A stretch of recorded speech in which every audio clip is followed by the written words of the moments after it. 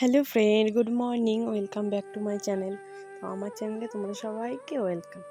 তোমাদের যদি সকালে সবার বাড়িতে একই কাজ থাকে, ঘর মোছা, বাসন মাজা, ঘর ঝাড় দেওয়া, বিছানা তোলা, এইসব কাজ থাকে। তো আমার বাড়িতেও সেই কাজগুলোই ছিল।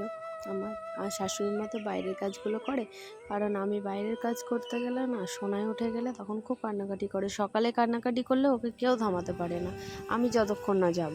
তো আগের দিন বাসন মাজছিলাম, অনেক বাসন ছিল, সেই বাসন মাজতে মাজতে আমি উঠে গেছি, শাশুড়ি মা ধুয়ে নিয়েছে, কারণ সোনায় খুব কান্নাকাটি করছিল। তো দেখো, ঘর মুছেছি, বাসন মেজেছি, ঘরটা ঝাড় দিয়েছি, আর তোমার জামা কাপড় রোজ যে কাচি, সেই জামা কাপড়গুলো কাচাকুচি করে আমি স্নান করে রেডি হয়ে চলে এসেছি।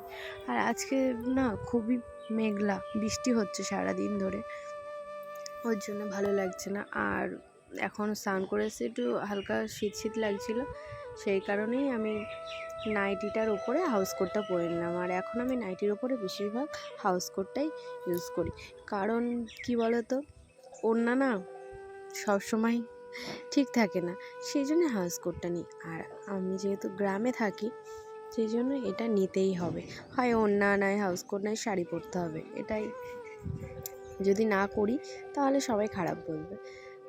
আমি অতটা কারোর কথা খুব একটা কেয়ার করি না, আগে করতাম, এখন অতটাও করি না।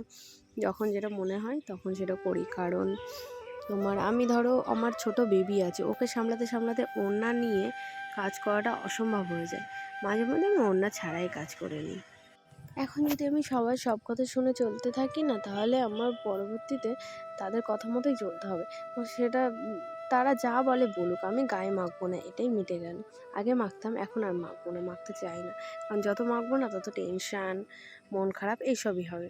কারণ আমার কাজ আমাকেই করতে হবে, কেউ এসে এক ফোঁটা কাজও করে দেবে না, হেল্পও করবে না। অতএব তাদের জ্ঞান শুনে আমি কি করব। তো যাই হোক, আমার দেখো অনেকটাই কাজ হয়ে গেছে। আর এবার গরম লাগছিল, এবার যেহেতু রান্না করতে এসেছি গরম লাগছিল, সেই জন্যে আমি হাঁসকোটা খুলে ওড়না নিয়েছিলাম। আর দেখেছো তো রান্না কী করেছি, খিচুড়ি বানিয়েছি, খিচুড়ির সঙ্গে আলু দিয়েছিলাম। আর তোমার কুমড়ো ভাজা, পটল ভাজা, পাঁপড় ভাজা, ডিম ভাজা করেছি। এইগুলো ভাজাভুজি দিয়ে খিচুড়িটা খাওয়া হবে, কারণ খিচুড়িটা কেউ অতটা পছন্দ করে না। যেহেতু বৃষ্টি হচ্ছিলো, আমার মনে হলো একটু খিচুড়িটা করি, সেই জন্য করলাম। আর সোনাইকে খিচুড়িটা তো মাঝে মধ্যে খাওয়ানোই দরকার, শীতকালে প্রায় করতাম, এখন অতটা করা হয় না। সোনাইকে খাওয়াতে বসেছি, সোনাই আমাকে খাইয়ে দিচ্ছে, ওর বাবাকে খাইয়ে দিচ্ছে, নিজে খাচ্ছে না। ওকে খাওয়াতে বসা মানে যুদ্ধ করা, মানে বাড়িতে সবসময় যুদ্ধ লেগেই থাকে, ও ঘুম থেকে উঠলেই যুদ্ধ শুরু হয়ে যায়। তার মধ্যে দিয়ে আমাকে কাজ করতে হয়, ওকে সামলাতে হয়, আবার রিলস বানাতে হয়, ভিডিও এডিট করতে হয়, ভিডিও করতে হয়, সব কিছুই করতে হয়। কিন্তু এখন যেহেতু তোমার কী বলবো, ফেসবুকটা নিয়ে একটু বেশি মাথাটা ঘামানো হচ্ছে। ফেসবুকে অনলাইন থাকছি, ফেসবুকে কী বলো তো, অনলাইন থাকলে না সবাই ভাবে অনলাইন আছি, কারোর সঙ্গে চ্যাট করছি, হয়তো ভিডিও কল, অডিও কল এইসব করছি, বাট না, সেইগুলো আমি করছি না। আমি ফেসবুকে থাকলে বলবো, হেসো না কিন্তু কেউ, আমি না সিরিয়াল দেখি, এখন না সিরিয়ালের প্রতি নেশা হয়ে গেছে। আগে অতটা দেখতাম না, ভালো লাগে না। আর সিরিয়ালটা কেমন দেখি, আমি পুরোপুরি দেখি না, কেটে কেটে কেটে কেটে দেখি, কারণ আমার পুরো দেখতে ভালো লাগে না, যেটুকু যেটুকু ভালো লাগে সেইটুকু দেখি।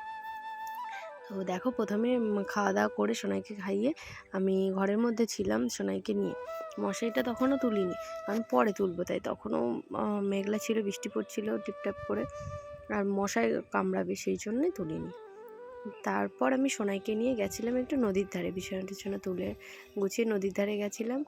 নদীতে, আমাদের বাড়ির পাশেই নদীটা, ওখান থেকে ঘুরে টুরে আসলাম। খুব সুন্দর জল দেখে মনটা ভরে গেল, জাস্ট একটু টাচ করতে পারলাম না, কারণ সোনাই কাছে ছিল, সেই কারণে। বাড়িতে চলে এসেছি, সারা দুপুর বিকাল এইভাবেই কেটে গেছে। এবার সন্ধ্যাবেলা দুপুরের বাসনগুলো আমি মাজছি, কারণ আমার ডিউটি করতেই হবে। এই সোনাইকে ওই বাড়িতে দিয়ে এসেছি, সোনাই দিদা বাড়িতে, আর আমি তারপর বাসনগুলো মাজছি।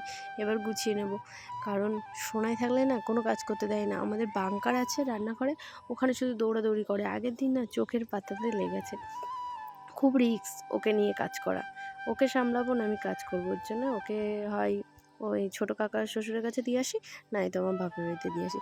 আর আমার শ্বশুর না ধরে রাখতে পারে না, কারণ শ্বশুরের তো বয়স হয়েছে, শ্বশুর সামলাতে পারে না, সেই কারণেই আমি সোনাইকে অন্যের কাছে দিয়ে আসি। তো আমার ভিডিওটা কেমন লাগলো তোমরা প্লিজ কমেন্ট করে